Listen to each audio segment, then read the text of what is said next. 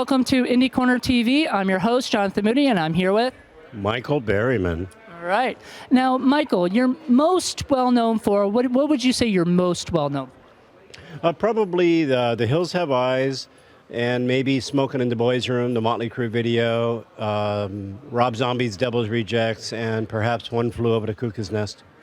Now, what has been like your most challenging role? Good question. Most challenging physically was working in the Amazon on Cut and Run, a Ruggero Deodato Italian film production with Richard Bright, Richard Lynch, Willie Ames, Karen Black. We were in Guyana. It was very challenging being in the jungle that deep and with everything you had to deal with physically. I would say as far as most challenging artistically, I would have to say The X-Files, season 3, episode, what the heck was it named? Revelations. It was the last time I had to audition. I remember going to the office and I knew they would audition at least 100 people, and I had had some personal situations in my life to where the role of Owen Jarvis, my character, he was a guardian angel to protect a boy. He gives his life to protect a boy from evil, from Satan, for instance. And I really wanted the role because what had happened in my real life, I needed closure. And in order to get closure, this particular role spoke for that which was so painful for me in my real life. So without giving details about that, when I walked into the office, I told David Nutter, my director, and Chris Carter, the creator of the X-Files, and the rest of the people in the room, I walked right in there and I said, I'm the guy you want.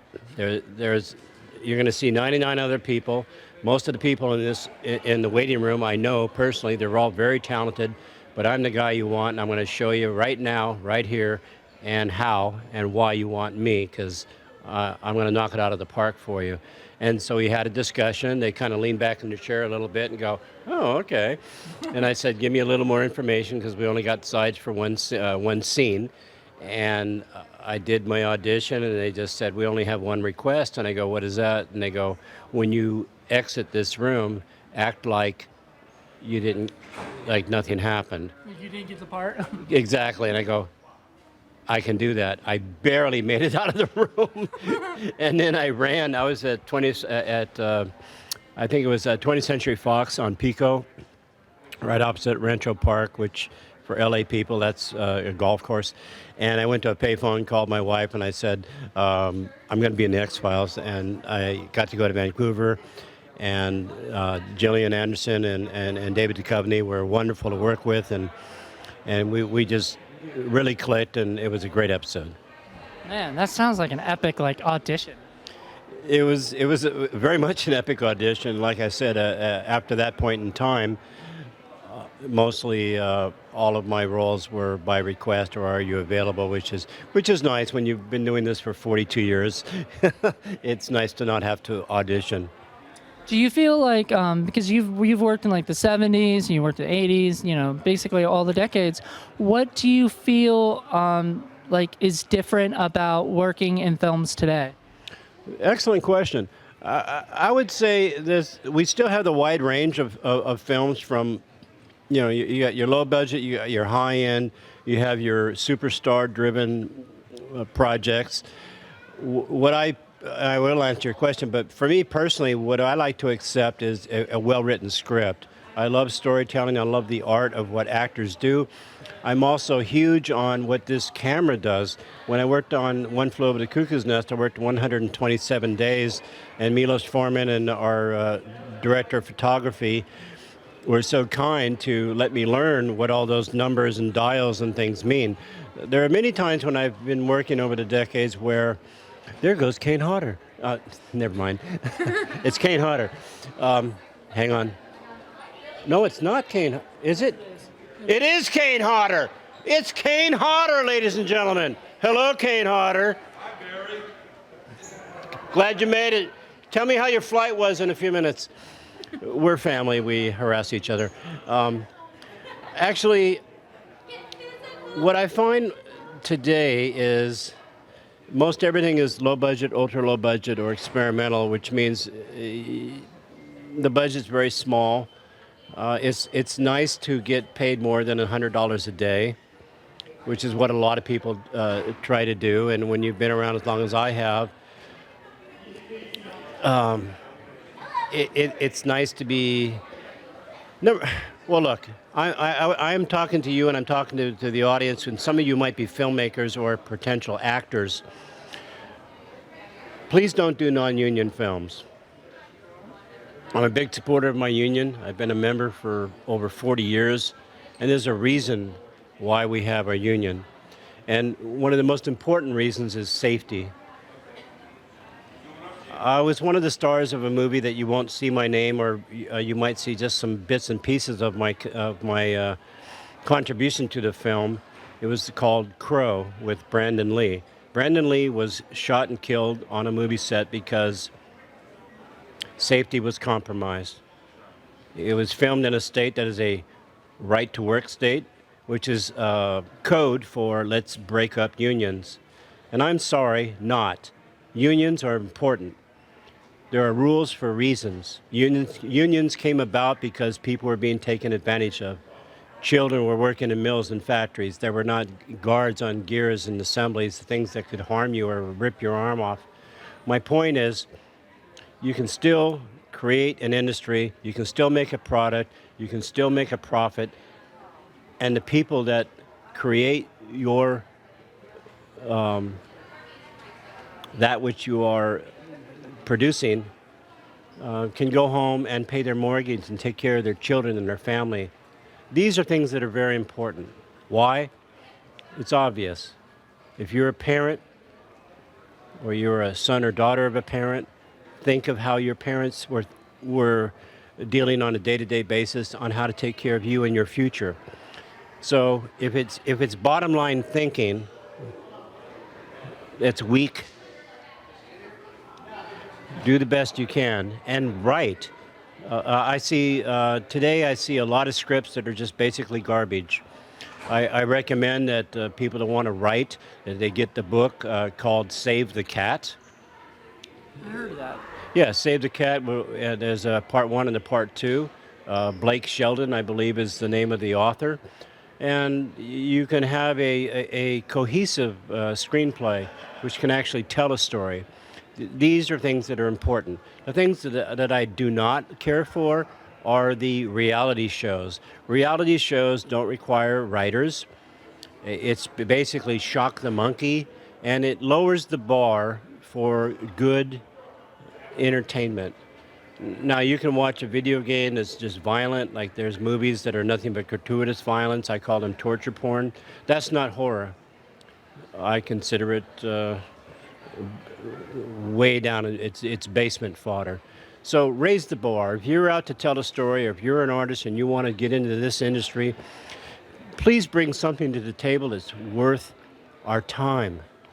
Because if you do, you will be very happy with your compensation. You'll be very happy with the legacy that you start. You'll be very, very happy when you come to one of these wonderful conventions or fundraisers for charity, where you will be relevant and people will go, wow, I'm so glad you made that. Because the rest is just like nothing but junk food. Oh, all right. Do you have any upcoming projects that you like to? Yes, I do. My dear friend Gunnar Hansen wrote a screenplay called Death House. He passed away about a year ago, and so did our dear friend Wes Craven a little while before that. These are legends in our field. Well, we did complete the film Death House, which was written by Gunnar, and I'm in it. Bill Moseley is in it. Kane Hodder, who I just shouted out to, is in it. And I hope you get a chance to see that. Also, 10 years ago, we made a film called Storyteller. It was written, produced, and directed by Andrew Getty. My dear friend passed away. It's a brilliant film starring myself, Fred Kohler, Dina Myers, and Sean Patrick Flannery. It's complete art. It hopefully will be released sometime this fall. I'm also working on my autobiography, which will be extremely, not to be shocking, but I grew up in the early 50s. Um, Well, where we are today and how we got there will be explained in my book. And also how I got discovered, and some philosophy. So when's your book due to come out? I'm hoping by Christmas I will have it completely edited, and it's just so funny. I just happened to across a gentleman at the restaurant who works for the U.S. Patent Office, and he gave us some ideas on what the new rules are on how to protect your work. So if you are an artist, make sure you go to usgovernment.org and look up copyright and make sure that you are protected. It's very sad for me to hear that people have their work stolen. So make sure that your efforts are compensated for when they are used or rebroadcast, and get a good contract attorney, or make sure that good contracts make for good business, where you continue a friendship and you can move on to the next project. A one-shot wonder doesn't always cut it. Is there anything you'd like to say to your fans? Yes, I would like to say that for the last 40 years, coming to conventions and meeting my fans, I would like to thank you for all the letters that you have sent to me. And I want you to know that every time I get a letter, I personally get it myself, and I write and I respond to you myself. And to all the parents and children and families that I have met and seen the kids grow up over the years and still meet over time at other shows, I just want to say thank you for turning off the television and maybe reading a book to your children. Thank you for understanding that they are our future, and that the heroes in the near future are our children. So let's come together and make sure that this earth is safe and healthy, and those that are in the way of that progress, throw the bums out. All right. Well, thank you so much for taking the time. I know you're a busy man, so thank you so much for coming out here and talking with us. It's my pleasure. And also, Scares That Cares, a wonderful organization. Remember, if you're having a bad day, figure out where you can be an asset or help to your community. Go to a homeless shelter, visit, volunteer, maybe go to a fundraiser for your local humane society. Hopefully it's a non-kill. Spay and neuter, just like a lot of people say, spay and neuter your pets. It was from a TV show. It's very important to do. All I'm saying is, take care of one another. Don't be quick to judge and to be angry. Just understand that when you meet someone, a total stranger, you don't know what their last situation has been. And if you meet a lady or a gentleman wearing a badge, you never know what and you get pulled over for a ticket, for instance, or just a traffic stop. Understand this: you never know what their last call was. So just be polite, keep your hands at 12 o'clock, and listen. And it's okay to chill. God bless you. Love you. Peace out. All right, thank you so much. My pleasure. All right. Thank you guys for watching. Bye.